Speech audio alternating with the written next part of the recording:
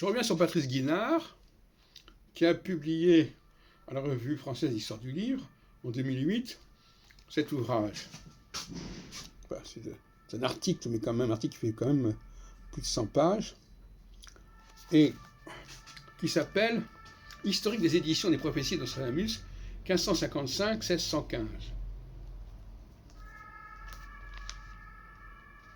En fait, il fait quasiment 250 pages. Et alors, il y a une chose qu'il n'a pas comprise, ce cher Guinard, que je connais depuis 83. Donc ça fait quand même près de 40 ans que je l'ai suivi. Eh bien, il n'a pas compris que les faussaires ont construit eux-mêmes une chronologie. Et il prend cette chronologie à la lettre.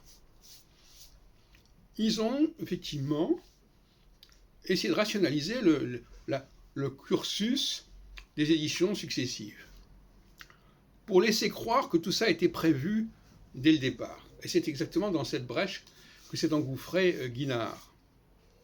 En réalité, il nous dit par exemple, je cite de mémoire, j'en dirai plus dans un article qui va suivre, il nous dit, oui, mais comment se fait-il qu'il y ait eu des éditions avec un nombre incomplet de 4 par rapport aux centuries qui doivent en comporter 10.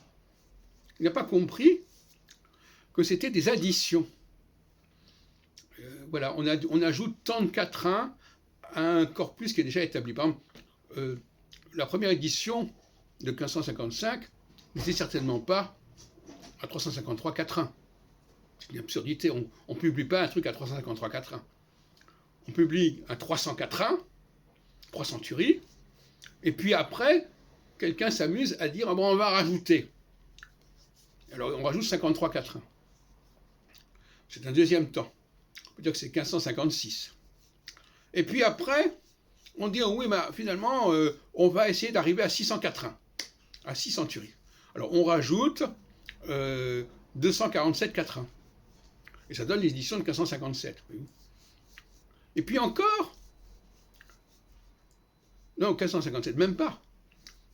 Et encore, après, il y a quelqu'un qui dit, ah oui, mais moi j'ai envie de rajouter 39 4 Donc ça donne une 7e centurie. Donc, vous voyez où ça s'est fait par à-coups successifs, 304 353 4 604 639 4 644 642 4 Et paradoxalement, pour le deuxième volet, il y a eu centurie 8, 9, il n'y a pas du tout ça. C'est curieux, il y a les 304 d'un seul bloc, mais il n'y a plus ce genre de truc-là. Pourquoi ? Parce que ça s'est fait beaucoup plus tardivement, et qu'il n'y a pas eu cette possibilité de rajouter des 4 faire des additions, etc. D'ailleurs, quand on relit les textes, les éditions de l'époque, c'est-à-dire des années sous la Ligue, on voit bien additionner, ajouter, etc. Donc, de toute façon, ça ne pose pas de problème. Alors, ce qui est amusant chez Guinard, c'est que lui, il n'a pas compris le système. Il n'a pas compris ce système d'addition. Alors, par ailleurs, je dirais que là, je travaille sur les pages de titres. Parce que les faussaires, ils ont fait leur petite cambouille. Ils avaient tout un corpus de documents. Ils mélangeaient les documents authentiques avec des fausses éditions parues à l'époque de Nostradamus, comme l'Almanach pour 1563 chez Barberini. Et il y avait certainement aussi des pages de titres comme ça qui traînaient.